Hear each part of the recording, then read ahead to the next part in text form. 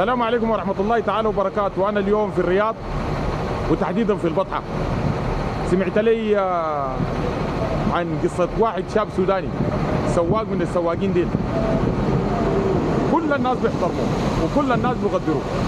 فأنا قلت الزول ده بينه وبين الناس في شنو؟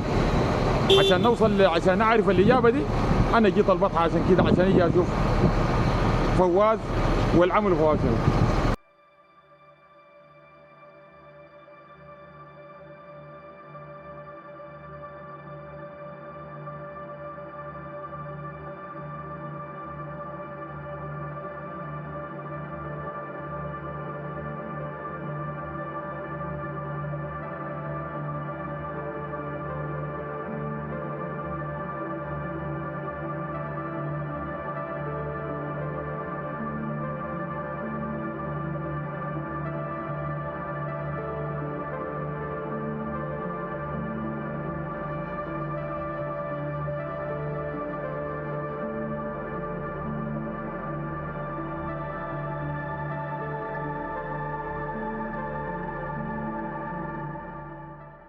بالنسبة للأستاذ فواز سواق محترم ومهتم ويهتم بالعميل، وفوق ذلك أنه هو يهتم بالقيادة لراحة العملاء. من خلال تعاملي مع فواز السائق الVIP، بسم الله ما شاء الله، الله أكبر عليه، حسن نظافة، الباص من جوه ومن بره، تعامل سلس مع الناس، بخور قبل ما الباص يتحرك، يعني ناس بتطلب بالاسم.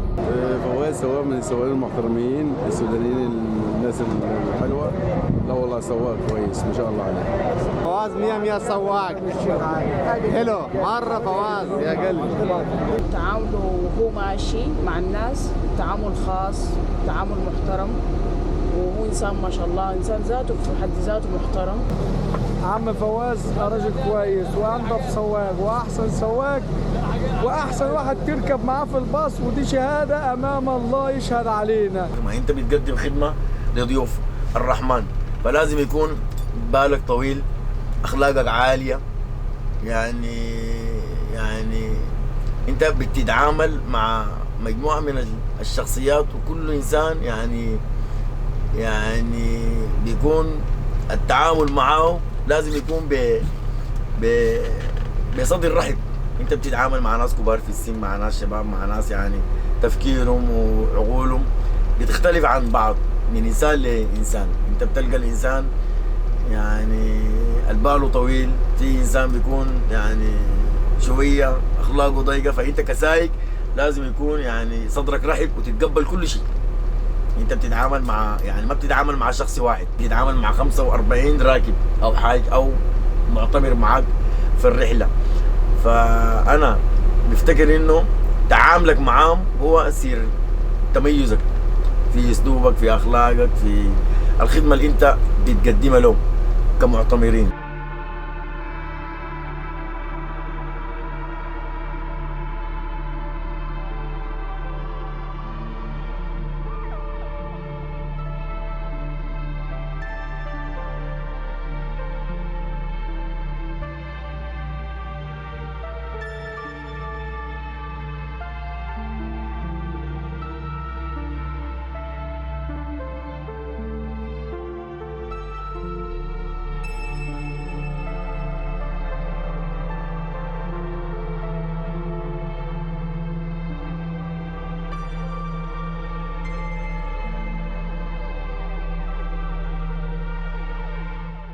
ونحن من داخل الباص بتاع فواز.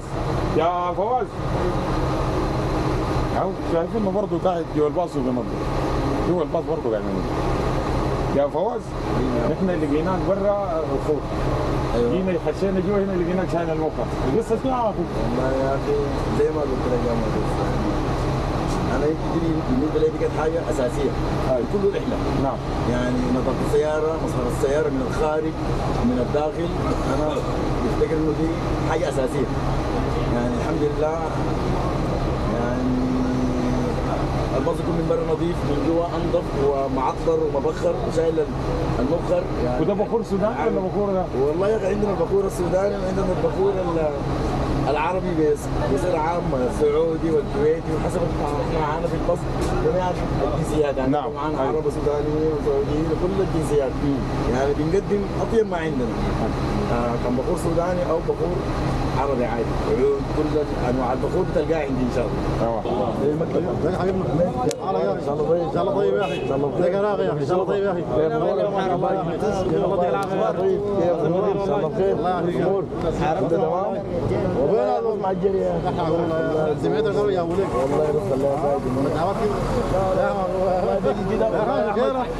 يا اخي ابانا هذه الرجل فواز من السواقين المميزين، السواقين المحترمين، السواقين الراغين، السواقين النضاف، السواقين المهذبين، السواقين يعني الممكن تاخذ العبره منه، تتعلم منه، يكون قدوه لك.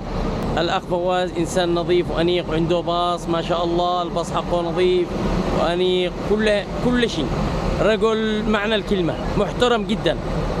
ربنا يوفقه ويسعده ان شاء الله. زول نظيف،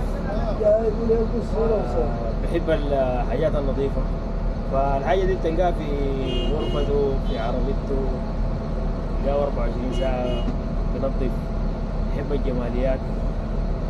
يا اخي والله انا معرفتي لاخوي فواز يا اخي راجل ما سائر، راجل طيب، انا بعرفه يعني ما الليله ولا امبارح، يعني معرفه قديمه من السودان هناك، يعني كنا في منطقه واحده صوبه غرب، يعني زول ما شاء الله زول ممتاز، زول نظيف، زول خلقه كويسه، زول بيحب النظافه دي يعني اولوياته، اهم شيء عنده النظافه ما شاء الله، في لبسه زول مرتب، حتى الباص السايق 24 ساعه بتلقى فوطه ماسكه في يده شغال بنظف، ما زول ما شاء الله والله ما فيه كلام.